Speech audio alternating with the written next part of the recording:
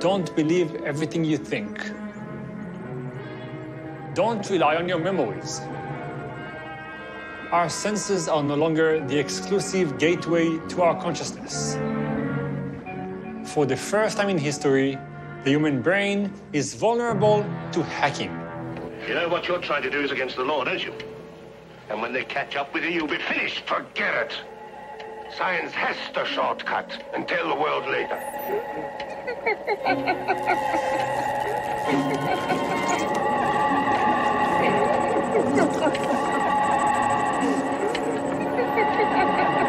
The next segment, we're continuing the subject of... Well, at least I have a plan to fight ISIS. Playing with our mind, implanting ideas, dreams, and memories. You know, Barack Obama is a man of great dignity. Sounds like science fiction? It is actually a reality. We're done. Our next speaker is a hacker turned neuroscientist. We got a really smart person. Today, I'm joined by Dr. Moran Surf. Dr. Moran Surf, le professeur Moran Surf, is a neuroscientist and a business professor at the Kellogg School of Management. Who used to break into banks for a living. His education includes a PhD in neuroscience from Caltech. He's been studying how and why people believe, perceive, experience, and decide. He's a visiting faculty member at MIT's Media Lab, and his work has been published in Nature, the highest-ranking journal in the world. Talking to a neuroscientist about science is my literal nightmare. He was named one of the 40 leading professors under 40. Are you really giving me all of your undivided consciousness? And his groundbreaking work has brought him acclaim and attention from all over the globe. Moran, you have to explain for us how you ended up with this sort of career. I think that it's like most choices in life, random sequence of events with no planning. He's actually working on a chip that can be inserted into the brain that would make people smarter. But his teachings come with a warning. Do not trust your own brain.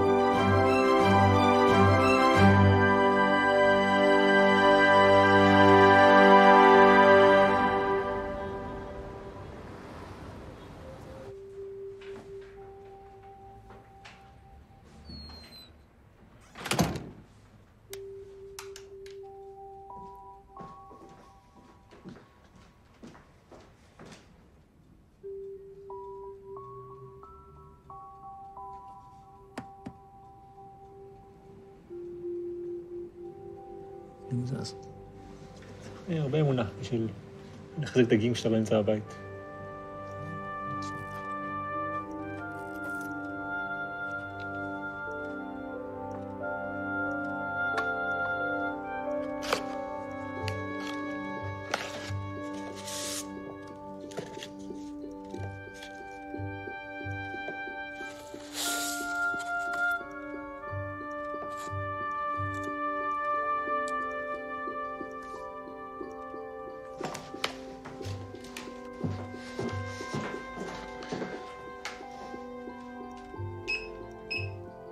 TEDx קורה בעוד יום, 19 שעות, 59 דקות ו-35 שניות. זאת הרצאה שמסכמת ב-18 דקות מדויקות את כל מה שאני יודע על תודעה, תופץ למיליוני הצופים, ובעצם לא כתבתי מילה. להילחץ זה עכשיו הדבר הנכון. אבל השעון הזה של TEDx כבר רץ לך במחשב כמה זמן?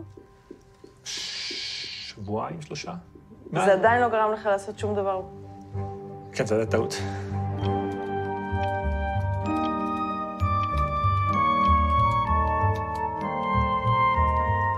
"15 years ago, when I was still a computer hacker, I started thinking about a career in science. One day, I sat myself down and scribbled on some post-its the questions I wanted to find answers to. Those that could justify living a career in high-tech for a laboratory life on the other side of the world. Do we have free will? How do dreams work? What is consciousness?" With a basic background in science, equipped with only considerable experience in computer hacking, I stepped towards a life of research, the study of the mind and consciousness. I wanted to understand just how this thing works, the brain. מורן, אני רעב. אתה רעב? מותר לך לאכול. אם אנחנו הולכים להרצאה, אז יש שם שתייה ואוכל. דודו, מה עם השאלה שלך? אנחנו לא בחרנו שאלה עדיין. איך דם נהיה אדום? לא, אבל זו שאלה לא על המוח. הייתה לך שאלה על זיכרון? אם מחליט אם אני רוצה לזכור או לא. אני לא מחליט. תסביר לי את זה. כי יש דברים ממש רוצה לזכור, ואני לא זוכר. יש דברים שאני ממש לא רוצה לזכור, ואני זוכרת, ואז אני צריך לחשוב על דרך לגרש את הדברים שאני לא רוצה, ולהביא את הדברים שאני כן רוצה. אז תן לי לשאול אותך עוד פעם לראות שאני מבין. אתה שואל איך אפשר לגרש זיכרונות שאתה לא רוצה לזכור, ולשמור כאלה שאתה כן רוצה לזכור? שאלה מעניינת. זה גם שאלה די קשה. נכון.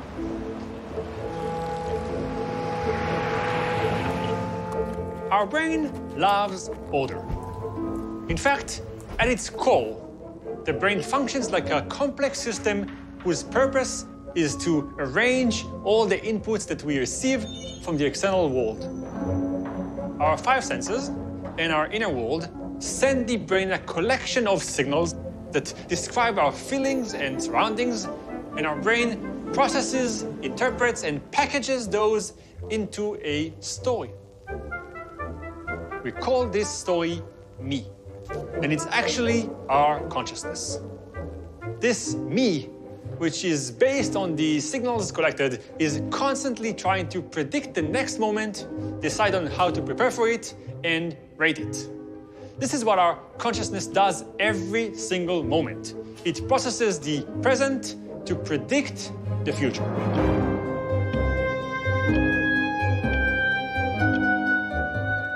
התודעה האנושית זה המקום שבו מתחוללת הדרמה האנושית או החיים בכלל. בעולם יש המון חפצים, בעולם יש המון דברים, המון אובייקטים, המון אנשים, בניינים וכן הלאה. הדברים האלה גדולים מדי כדי להיכנס לראש שלי. הראש שלי נורא קטן. הראש של כל אדם בעולם הוא נורא קטן. זה ברור שעץ לא יכול להיכנס אליו לראש. אז זה מעין תיאטרון כזה, אם אפשר לומר, שבתוכו יש שורה אדירה של דימויים, רצונות, תשוקות, מחשבות, שמתארגנים באופן מסוים. אנחנו לא באמת חווים את העולם, אלא דרך המכל הזה שנקרא תודעה. עכשיו, אחת השאלות הגדולות, זה לא רק מהי תודעה, אלא מהי תודעה עצמית. איך יש לנו בכלל רעיון של תודעה עצמית שאני תופס את עצמי כתופס. שכל אוסף הרשמים האלה, אני מבין שהם שלי, שיש רציפות כזאת. וזאת חידה מאוד רצינית. מה זה האני הזה? האם זאת נשמה? האם זה איזה מין יסוד מטאפיזי כזה שקוראים לו האני? והוא פשוט שם. והוא פשוט ייחודי, ואנחנו לא יודעים מה מקורו, והוא מהווה את הבסיס של הזהות שלנו.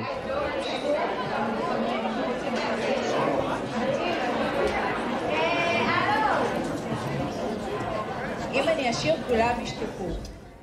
הנה. אז הנה כמה דברים מפתיעים על פרופסור מורן סרף. הוא השתתף בתוכנית תופסים ראש ב-80s, הוא שירת ביחידת המודיעין 8200, בגיל 24 כבר היה לו תואר ראשון בפיזיקה ותואר שני בפילוסופיה של המדע בהצטיינות יתרה, הוא יועץ מדעי לתסריטאים, הוא בעל רישיון טייס, הוא פסנתרן חובב, ולסט, but not least, חבר ברשימת הרווקים המבוקשים של אתר מגזין אל. סתם, זה החפצה, סורי. אז מורן, וולקאם, איזה כיף שבאת שוב. היי, נתחיל בזה שאני אבחר מישהו מהשורה האחורית שאני רואה את הטוב, אתה נבחרת, אתה אחראי להרים יד אם אני מדבר מהר מדי. זה יקרה בטוח כשאני אתחיל להתלהב מהנושאים ומהשאלות וזה, אז זה הסימן שלי שאני צריך להאט. אוקיי, אז החוק הוא כזה. דניאלה, לבקשתי, קנתה בקבוק טקילה. החוק הוא ששאלה ממש טובה. השואל והעונה שותים ביחד כוס טקילה.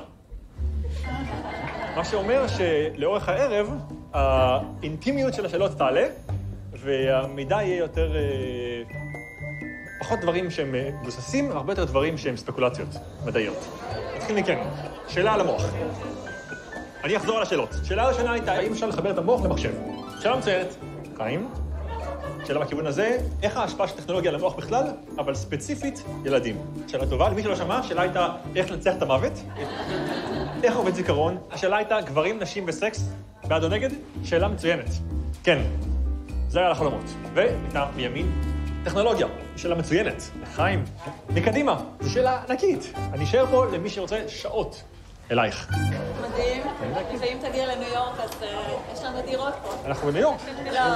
איך אפשר לקבוע איתך פעם הבאה שאתה מגיע לניו יורק? תשלחו לי אימייל ישירות. שלחתי, אז אתה ביקשת באימייל לשלוח. כן? אני אשם בזה? אני כבר שנה אחריך. לי קוראים שרים. לא יפה, כי היו פה שאלות לפניכם. לא, הוא דיבר על הפייסבוק. בסדר. אני אעשה את הרשמית, אני חותם על טוב לספר עכשיו. אני מתחייב להרצות. הרצות. רוצה לעבור לניו יורק? אוקיי, אנחנו מתקדמים איתך. תודה רבה. שאלה מעולה. האם בזמן שאני רצה בהליכות בחדר כושר, אני אומרת לעצמי, אני מרזה בבטן, אני ארזה יותר באזור הבטן.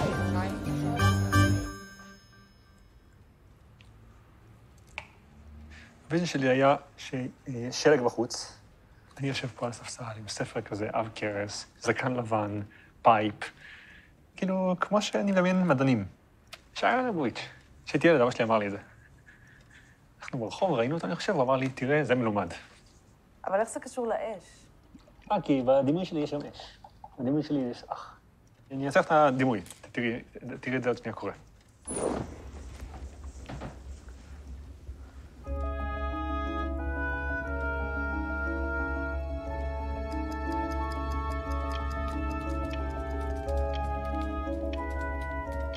Our consciousness is the most precious and intimate thing we possess, which is why it is so surprising how easy it is to play around with this. In my lab, for example, not far from here, we are in the midst of conducting experiments on memory changing. Can a memory be changed? Apparently, yes. And it's not even that difficult to do. The idea comes from the world I left behind, the world of hacking. Every computer hacker knows that a computer has many systems that communicate with each other, but there is no way for a computer to know if there is a foreign entity in the way that disrupts communication. Just like a postman who opens an envelope and changes the content inside before handing it over. The recipient has no way of knowing that the message received has been disrupted.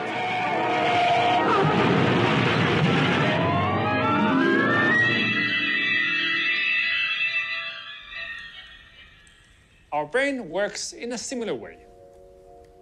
Different systems in our brain rely on inputs that arrive through other systems to understand reality.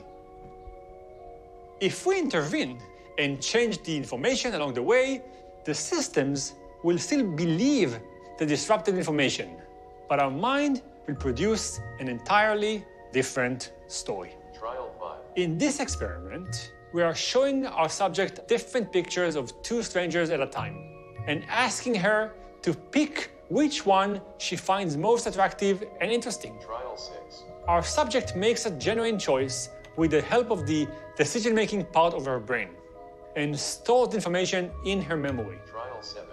Moments later, we ask her to explain why she chose a specific photo, meaning we ask her to draw from memory the choice she made and give us a reason. Trial 10. To answer the question, why? Trial 14. This photo kind of reminds me of my son. So the reasoning part pulls out the answer from memory and tries its best to come up with a story to explain the choice. Trial 12. The image looks clearer. Trial 13. She looks happy. Trial 14. I like the shape of her eyes. I hope I'm doing okay. This is hard. Trial 86. Because we are aware that we have two systems that do not communicate, we can now manipulate the brain. For example, we replace the picture the subject chose with one she didn't, without her noticing. We then ask her to explain the choice. I have no idea why I chose this one. The subject does not doubt for a moment that we are showing her the photo she chose. She is only somewhat confused as to why she chose that particular picture. I'm not sure why I chose this one. Trial 20. I actually don't know why I chose this photo. Trial 20. Oh dear. Now I'm blanking why I chose this. I have no idea. This is when the interesting thing occurs. Once the subject accepts the new reality, she not only produces an explanation for her choice, she treads on the previous memory and changes it to a memory based on the false information. She seems a little friendlier than the other one. Now, she is committed to the reasoning she gave to a choice that she didn't even make. In fact, we changed her story. This can be a minor change, like choosing between two strangers, or a bigger, more essential one, like choosing who to vote for president. Although the change becomes more complex as the choice becomes more significant, the principles in all the cases is similar. It means that our consciousness becomes fragile and exposed.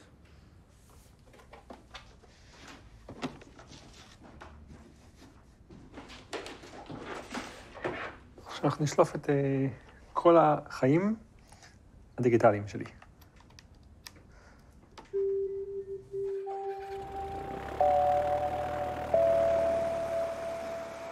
כשהייתי בטח בן 16, אני קיבלתי מצלמת וידאו, והתחלתי לתעד מלא דברים. כמה שאפשר. זה נראה הרבה יותר מרשים לאנשים אחרים. כי הקורות חיים שלי מורכבים בעצם, כמו החיים שלי, מהמון הישגים. היה לי חוויה ילדות כאלה שהיינו נפגשים, פשוט יושבים שלושתנו, הייתי מוצאים מצלמה ומצלם שעות. אבא שלי מאוד חשוב לו הצלחה בחיים, לא הכל אני רגיל. הוא בעיניו הצלחה שדרך באוניברסיטה להיות דוקטור, להיות פרופסור. הבחירה ללימוד הייתה פעולת לחץ אגרסיבית של אבא שלי. ממש, הוא בא עם ספרים, החתים אותי ממש בניגוד דעתי. החברה הראשונה שלי, פשוט כל מה שנפגשים הייתי מצלם את הפגישה שלנו. רק אתה חושב שאני בחיפה? לא. מסיבות, זה היה ידוע שהייתי מגיע עם מצלמה. למה? אני חושב שזה זיכרונות. מה זה הפתק הזה ששם בשם בקופסה? זה הוראות הפעלה לגנב של הבית. יש מה שכתוב כאן, Dear burglar, this box is all, גדול, my data, and is by far the most precious and valuable thing to me. Please don't steal it. You're welcome to everything else, מורן. באמת. אם יש שריפה עכשיו, זה דבר אחד שאני נפתח. החלטת עם בחורה שצעיר לך 10 שנים? 11 שנים. באמת? ואיזה גיל זה היה? אינטרוויו with יורם קניוק. הייתי בת 17, אני הייתי בן 29. הוא היה מורה שלי לספרות בגיל 16, ואיפה אני חושב שהייתה לנו איזה כימיה, היחסים האלה היו יחסים כזה של נגיד סב ונכד. מורן הוא אחד הילדים הכי מוכשרים שאני מכיר, ומטורף מוחלט. אני אוהב אותו מפני שיש בו איזה כוח להיות הוא עצמו, זאת אומרת, קוסמק, אני רוצה את הכניסה שלי לעשות, אני אעשה אותך.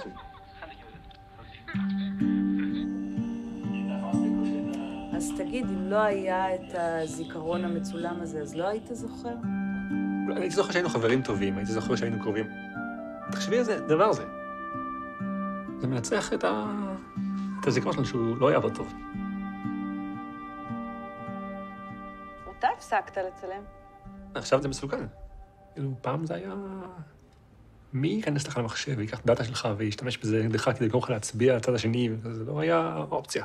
אבל היום זה מרוץ. כי פייסבוק רוצים את הדאטה הזה יותר מכל דבר אחר. הם מוכנים לשלם הרבה כסף לדארדיסק הזה. בשבילם, כשהגנב יבוא, אם הגנב הוא פייסבוק, הם לא רוצים את היהלומים, הם רוצים את זה. אבל הזיכרונות האלה בסך הכל בהארדיסק בבית שלך. איך פייסבוק בדיוק הגיעו אליהם? הזיכרונות האלה הם קיימים בשני מקומות. הם קיימים על ההארדיסק וקיימים איפשהו אצלי. איך שראינו את זה, נזכרתי. זה לא שזה... יש לזה... זה כתוב איפשהו. אז הם יכולים לקחת את ההארדיסק, או גנב יכול לבוא, לקחת ישר מהמקור. אבל זה מה שאתה עושה. אתה עוזר להם לקבל בעצם את הגישה הישירה הזאת לזיכרון. כן, המחקר שלי, אם הוא לקחו אותו לכיוון הלא נכון, זה בערך פי 1000 יותר מהירה.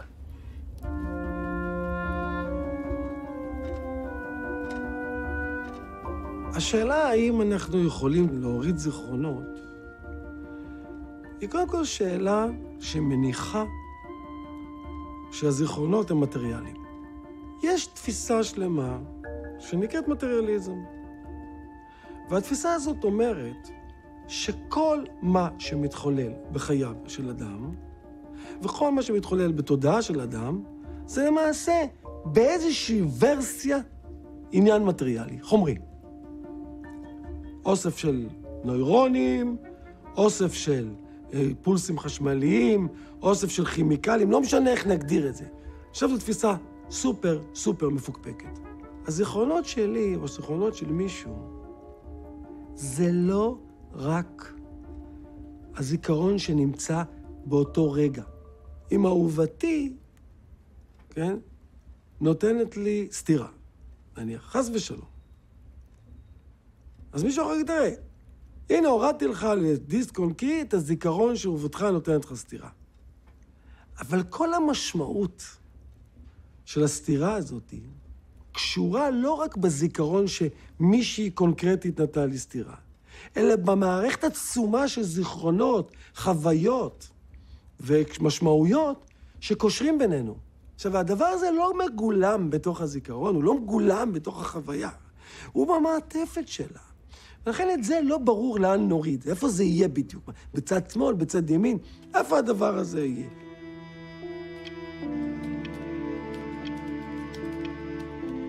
When we sleep, the brain's guards are down, which is why it's an excellent time to hack into it. When we're asleep, the brain doesn't stop working for a minute. It manages our memories, balances chemicals, and manufactures dreams. There are many theories about the role of dreams in our lives. Why does the brain invent a whole movie in which we are the hero, with a twisted plot, and radical changes in our motions and emotions, and then erases everything quickly before we wake up? Hey, honey, what is it? What's wrong? Take it easy. She must have been having a nightmare. One of the theories is that our dreams are a way for our brain to simulate possible scripts we either want to do or are afraid of doing. The brain's unaware that it's dreaming, and the whole experience passes through the filters of our emotions and senses. Even when the dream ends and the mind erases the story itself, the feelings and significance of the choices we made in the dream remain. When we wake up, we do not fully remember the dream, but we suddenly have the ability to predict and plan our future choices based on what we experienced during the night. Now, if someone penetrates our brain during dream time and changes things, he can write completely different future scripts. Name 2 people that you're familiar with, friends of yours. Max and Keith. A family member. Sarah. Who is Sarah? Sarah's my sister. Sister. Pick an object. Drum set. Perfect. In this experiment, I gather from the subject many details. It fits you perfectly, aesthetically and neuroscience-wise. It's my new look. It's the spring fashion. From these details, we put together a completely fictitious story, and the subject is asked to memorize it until he has mastered all the details. Max and Sarah realize that it's their friend Jonathan's birthday. They end up going to the store to get Jonathan a gift. On the way out of the store, a car comes and almost hits Sarah. Wonderful. Perfect. Again, from the beginning. From the beginning? Yes. Okay. Now, I need to produce a trigger. Even as we sleep, many of our sensory input systems are still extremely active. For example, the olfactory system, our sense of smell. It is an immensely powerful system through which stimuli from the outside can penetrate very quickly deep into memories. For example, when you smell a certain food, it instantly triggers a memory of your childhood and you recall where you were when you last smelled it 30 years ago. Start with those two. I make a link between a certain smell and a story we invented. Take a whiff. I connect certain sense to specific details from the story. Wonderful. Excellent.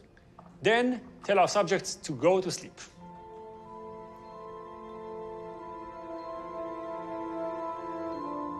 As he sleeps, I track the signals in his brain and recognize the exact moment when the brain rehearses memories of the day.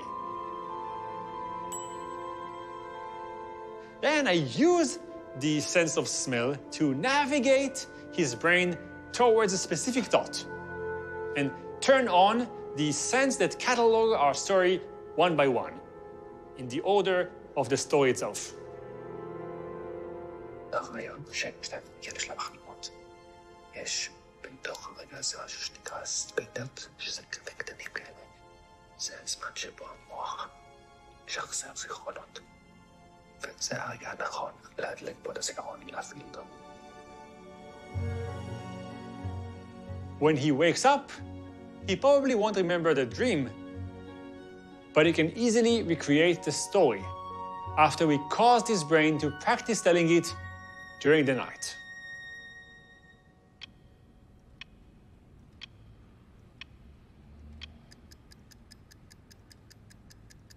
אני מרגישה הרבה פעמים שהכותרת שלך, הכותרת היא נורא נורא טובה וכאילו מעיפה לך את הראש. קורא חלומות, משתיל זיכרונות, ובסוף... מאכזב אותך איך מדע נראה, אבל זה בעיה אמיתית של מדע. רוב הפעמים במדע אנחנו כותבים את המאמר ומספרים, הראינו תמונות וראינו את זה, ואז צריך את הפסקה שאומרת מה זה אומר. לאב הרוחני שלי, הנה סיפור אישי, לאב הרוחני שלי, המדעי, פרנסיס קריק, שגילה את ה-DNA, קיבל פרס נובל, והיה המורה של המורה שלי. היה מאמר בשנת 53, שהוא הסביר על ה-DNA, 2 עמודים. הוא כותב, מצאנו מולקולה שמתנהגת ככה וככה, 2 עמודים הכי משעממים שאפשר, ואז הפסקה האחרונה, שבעיניי היא פסקה מדהימה. הוא אומר, It has not escaped our notice that this could also be a building block for life. הניסוי שעשינו עם החלומות וזה, אני כל כך חשבתי על זה, שהוא נראה טריוויאלי. רואים מי שהולך לישון, ודברים כאלה. בעצם הוא ממש ממש לא טריוויאלי. זה, הדברים הקטנים האלה, הפרט הזה שיש רגע בשינה, שבו אפשר להשפריץ ריח ומשהו משתנה, זה מה שהיה חסר לפרויד, בשביל לעשות שינוי התנהגותיים. אבל שאתה נגיד אומר שאתה יודע לקרוא חלומות, אתה יודע, אנשים מדמיינים שאתה כאילו יכול להוציא את הסרט הזה שהבן אדם רואה בחלום ולשחזר אותו. אתה לא באמת יכול לעשות את זה. זה, בעיניי, כן, ובעיניי, אני חושב שמה שהם חושבים, הם צריכים לחשוב יותר. את אומרת, זה יותר מדי, אני אומר שזה פחות מדי. אני מעביר בעיות ממדע בדיוני למציאות, ומשאיר אותם למהנדסים שיעשו את זה כמו שאת מדמיינת את זה. שיעשו את זה, שזה יהיה אפשר לקרוא כל חלום בכל צורה שזה, אבל זה נהייתה בעיה של מהנדסים עכשיו. חשבו לפני 10 שנים שאי אפשר. אני חשבתי שאי אפשר. יש ציטוט שלי, אומר, לקרוא חלומות זה בלתי אפשרי. The difference between science fiction and science is timing. זה הכל יקרה.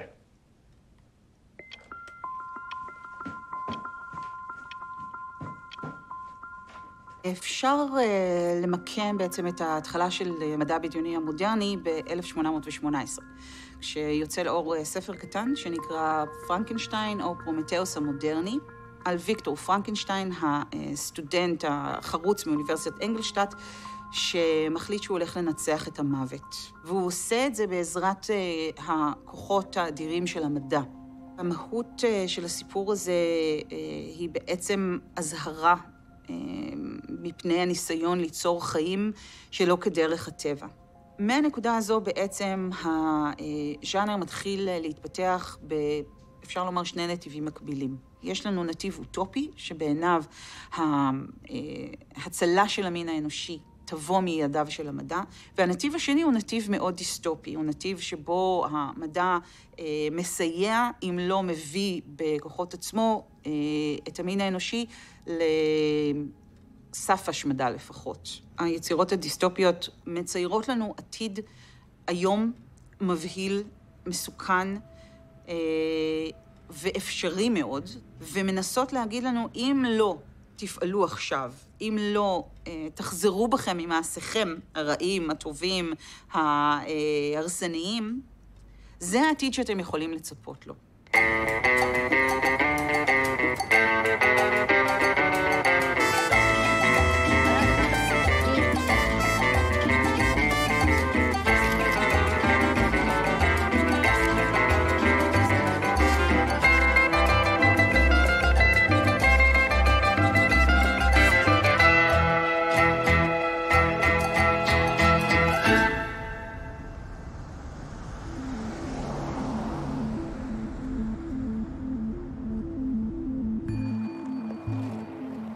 Most of the money I use for my research comes from a small number of extraordinary rich people.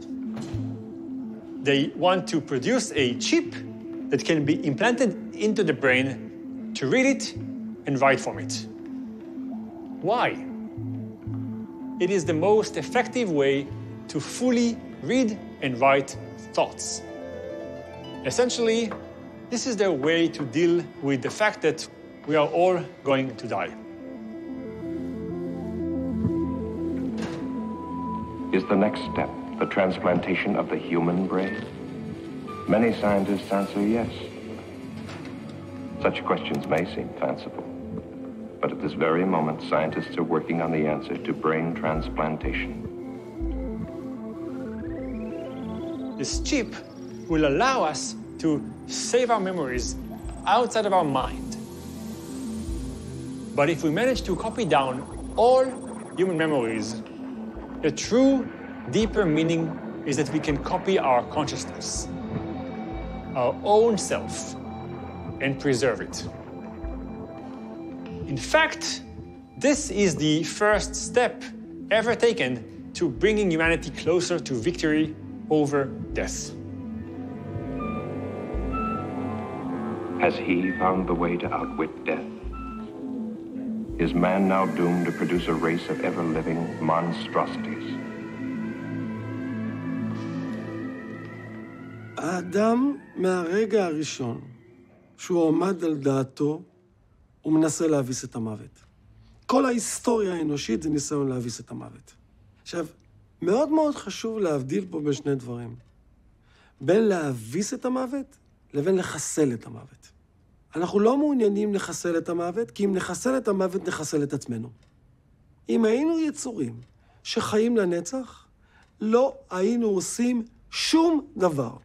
למשל, מישהו, אמא שלו אומרת לו, יאללה, סיימת צבא, לך ללמוד באוניברסיטה. תגיד לאמא, כפרה, מה הלחץ? עוד 10,000 שנה. אם אנחנו מסירים את המוות, אין תרבות אנושית ואין חיים אנושיים.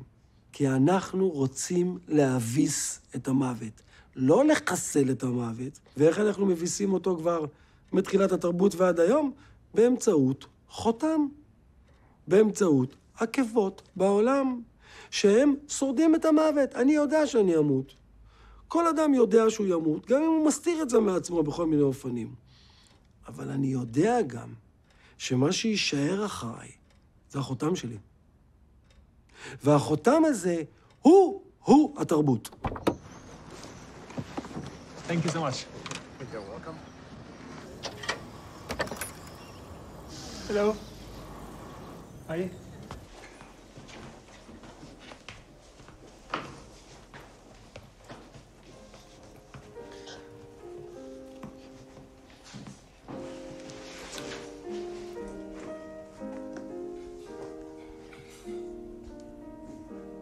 זה לא, זה אמיתי? מה זה אמיתי.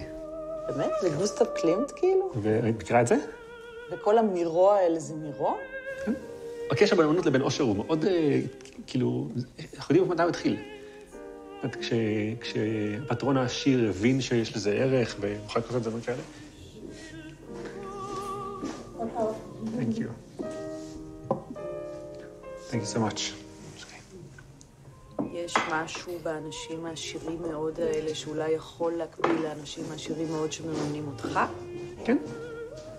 את צודקת. ולפעמים יוצאים מזה דברים ממש טובים. אוקיי, אני יודע, יש לי את הכיוון, אני יודע איך לספר את זה. לבלפור ניר. הסיפור מדהים במשפט אחד. פורנזיקס, מדע שאנחנו מתייחסים אליו בתור מדע, מתחיל ממשפט של שני אנשים עשירים שרבים על אומנות. מוכנה? זה הכותרת. שערו איתנו. ב-1923, אומנות הגיעה לארצות הברית. התחילו לצבור אומנות. אחד מהם היה בחור בשם דובין. איש עשיר, יש לו עיתון ויש לו בנק. יום אחד אמרו לו, מה אתה אומר על זה שמוזיאון בקנזס קנה את התמונה הזאת מצרפת? הוא אומר, היא מזויפת, התמונה הזאת. התמונה האמיתית נמצאת בלובר, והמוזיאון בקנזס מוותר על הקנייה. הבחור הצרפתי תובע אותו, מתחיל משפט. התברר מהר מאוד שיש באמת שני עותקים. יש עותק אחד בלובר, ועותק אחד אצל האיש העשיר בצרפת, ועכשיו השאלה היא מי האמיתי, מי צייר דה וינצ'י ומי לא. המשפט התנהל על פני כמה וכמה שנים, ובמהלך המשפט, בגלל שזה היה אנשים עשירים, כל אחד מהם מביא מומחים שהסתכלו על איך אפשר להוכיח שהתמונה היא נכונה או לא, ומזה שהיה להם ככה בכסף לזרוק על המשפט הזה, הם התחילו לייצר מדע, נגיד מדע של קרבון דייטינג. אז כל המדע שאנחנו מכירים היום בתור פורנזיקס, התחיל בשנים של המשפט הזה, כי פשוט אנשים עשירים זרקו כסף שיעזור להם להוכיח שהתמונה של דה וינצ'י היא אמיתית. סיפור טוב?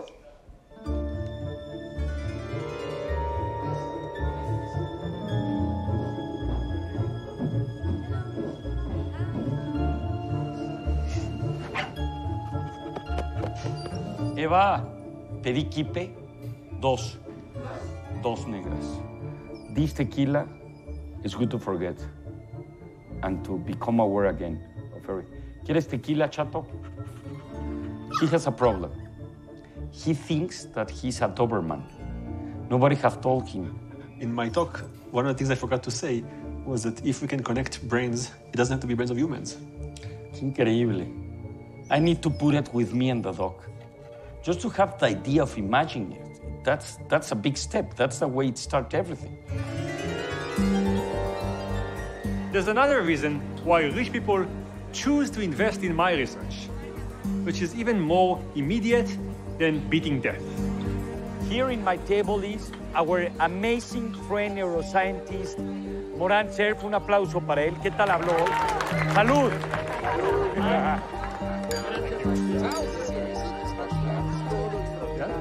A chip in the brain will make a fundamental change to the way we think. Such a chip will allow us to connect to a global database and get information from Wikipedia, for example, in real time. Are you wondering when the French Revolution happened? You suddenly know that it broke out in 1789. You're driving and need directions, you'll suddenly know that you have to turn left. This will feel just like any other thought, except that dozens of systems in Silicon Valley, probably hackers, advertisers, maybe the government, all were involved in creating it.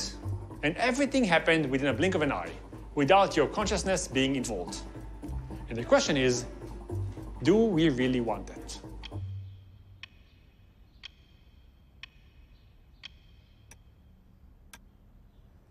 הרבה מאוד יצירות שעוסקות במדענים ובמה קורה לפיתוחים שלהם אחר כך במציאות, עוסקות באמת במשבר אמונה של המדען. עכשיו, מדענים באמת הרבה פעמים, היחס שלהם למדע הוא כאל דבר טהור, לא מלוכלך על ידי אינטרסים. הם חוקרים, הם ממציאים, הם מגלים כדי לדעת, זאת אומרת, מונעים על ידי הסקרנות העצומה הזאת שלהם. הם כל כך מושקעים בניסיון להשיג את סוד חיי הנצח, את אבן החכמים, אבל הם בחיפוש הזה פעמים רבות מאבדים את היכולת שלהם לשפוט את ההשלכות השליליות שיכולות להיות להמצאה שלהם על העולם. הבעיה מתחילה כאשר יש לנו ממשלות שמעוניינות לעשות שימוש במדע לצרכיהן שלהם, כאשר יש לנו תאגידי ענק שמעוניינים להשתמש בהמצאות המדעיות האלה, להצמיד אליהם טכנולוגיה, ולעשות בזה שימוש שמכניס להם כסף, שנותן להם כוח, שמאפשר להם שליטה רבה יותר במציאות. אבל המדען בדרך כלל הוא כבר לא שרשרת בחוליה הזו.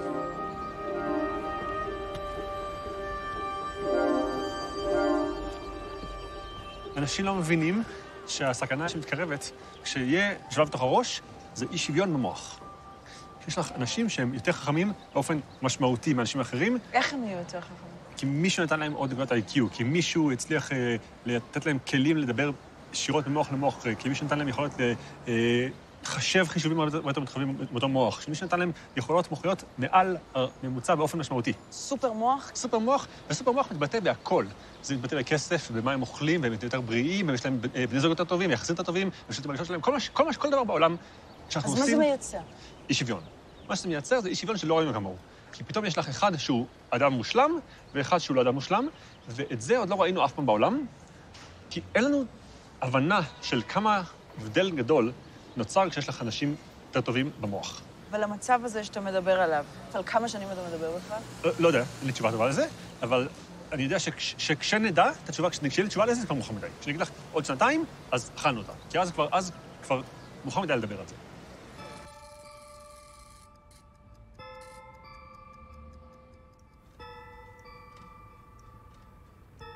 Hi, Annie. I'm taking you to the bedroom. Huh? Give me the highlights. Well, the highlight is I didn't go to the burlesque show that everybody was going to because I have never been and I wanted to do it with you.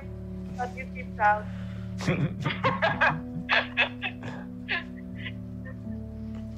What's on the shirt?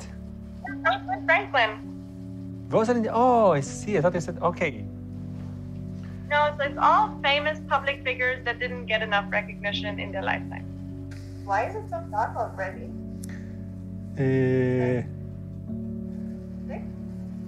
It's 6, yeah, 5:50. That's it. Winter. Oops, I'm losing you. You want to go talk? I don't have yet. I let you work. Let's wait out.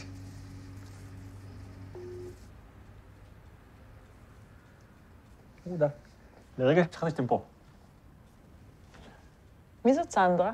ספר לי קצת עליה. יש לנו סנדרה 30, היא פרופסורית בקולומביה. הכרנו בכנס. זה היה כנס שכותרתו הייתה Digital Happiness. איך אפשר לייצר עושר בטכנולוגיה. לי היה חשוב שנעשה הרבה דברים ביחד. דברים שהם יוצרים זיכרונות. זה היה הניסוח המדויק. מה זאת אומרת דברים שמייצרים זיכרונות? לא כל דבר מייצר זיכרונות? יש הבדל בין ה-11 בספטמבר ל-10 בספטמבר, 2001. הכל מייצר זיכרונות, אבל זיכרונות שיש להם רגש, ושהם חדשים ושהם יותר קיצוניים, אפשר לסמוך על זה שהם יישארו, הם יוצרים סיפור. אני ניהלתי את זה כמו לנהל מחקר. יחסים בין אנשים, מחזיקים על המון דברים, אבל מחזיקים הרבה על שפה משותפת, על ערכים משותפים, על אפילו קשיים משותפים שהתגברתם עליהם. יש אוסף של דברים שהם בונים יחסים, ולא היה לנו אותם. היה לנו אהבה. זה המון, אבל זה לא מספיק. היו לך הרבה חברות? לא, ממש מעט, אבל הרבה שנים כל אחת. בן כמה אתה? 42. אז איך אין לך משפחה וילדים? אף פעם לא יצאו לי נישואים. אני גם לא מבין.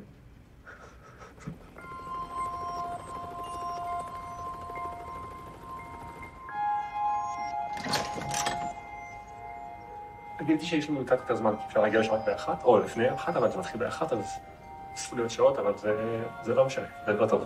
טוב, אני חוזר לעבוד. תעבוד. תשב.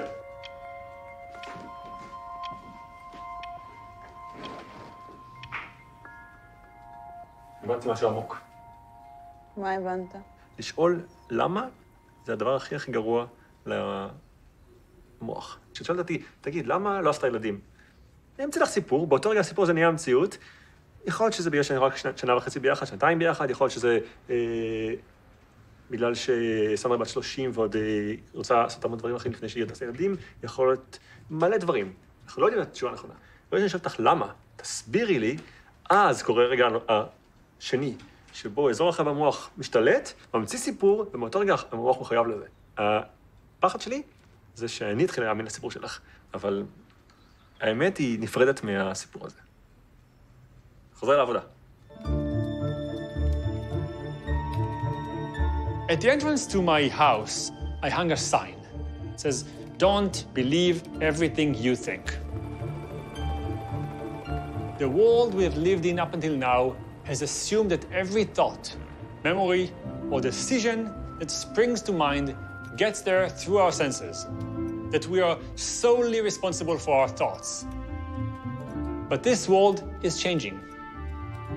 In recent years, we have taken great steps in understanding the brain and give humanity possibilities that we could never have dreamt of.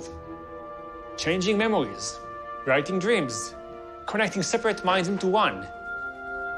Our consciousness, what defines us as me, is on the way to becoming a commodity that many will compete for direct access to.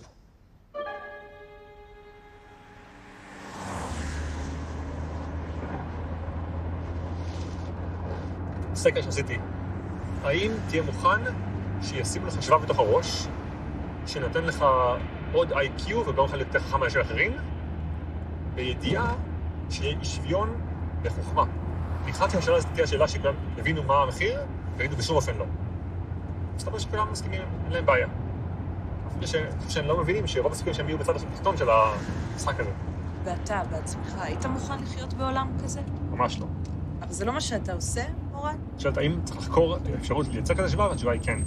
כשגילו את המנוע קיטור, לא ידעו אם זה יהיה להסיע ציוד מלוס אנג'לס לניו יורק ב-48 שעות, או להסיע יהודים לאושוויץ. עדיין לא שאלה בשביל מה. זה שאני יודע על זה, זה רק אומר שיש לי חובה להסביר את זה, אבל זה לא אומר שיש לי חובה להסכים עם זה. אז בשביל זה אתה עושה את כל כן, בשביל זה אני הולך לבית הלבן לדבר איתם על זה, בשביל זה אני הולך להסביר את זה לאנשים שלא ישמעו את זה בחיים, ואת זה צריך לעשות חוקר המוח. Welcome to something special. Welcome to TEDx. This TEDx event is part of a global conversation that takes place every day in every corner of the world. In schools, in theaters, workplaces.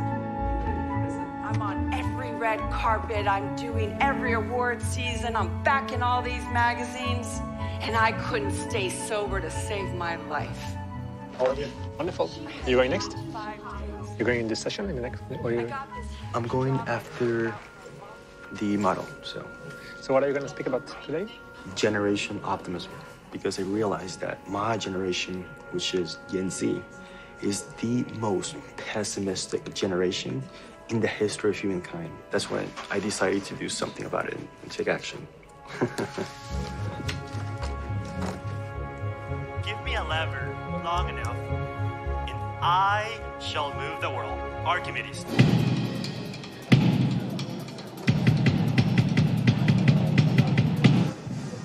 How much time do I have, do you know? Sorry? Do you know how much time do I have? 10 minutes. Perfect. Thank you.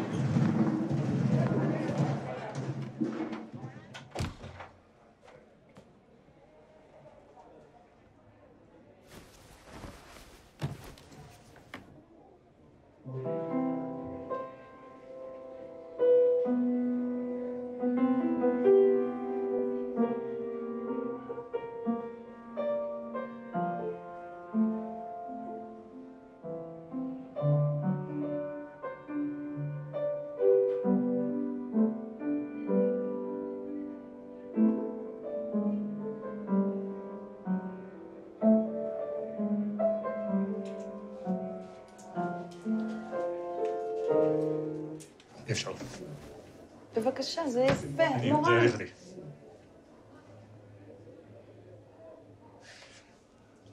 זה פדיחה. מכל הדברים שעשית, זה מה שגורם לך להתפדח, לנגן בפסנתר? למה? א', זה לא עשה את השירות. השירות אמור להיות שאני אהיה רגוע. אבל אם אתם פה מסתכלים על זה, אני לא נהיה יותר רגוע. וגם, כאילו, זה לא מסתדר לי טוב עם כזה...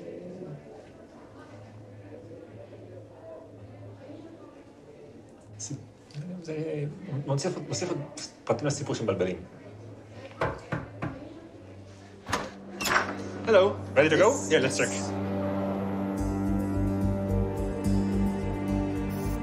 Over the years, I have met with those influencers who are funding the study of consciousness. Elon Musk, Google CEOs, and rich Hollywood actors. As a scientist, I must navigate through conflicting interests between the necessity to work with these people who hold most of the power and the fact that their motives are not necessarily pure. In the current arms race to control the world, we, scientists, are at the forefront. Therefore, it is vital that we attain all possible ways to mediate our research to the public. We all need to understand where the world is going and be aware of these directions. Either support them or fight against them.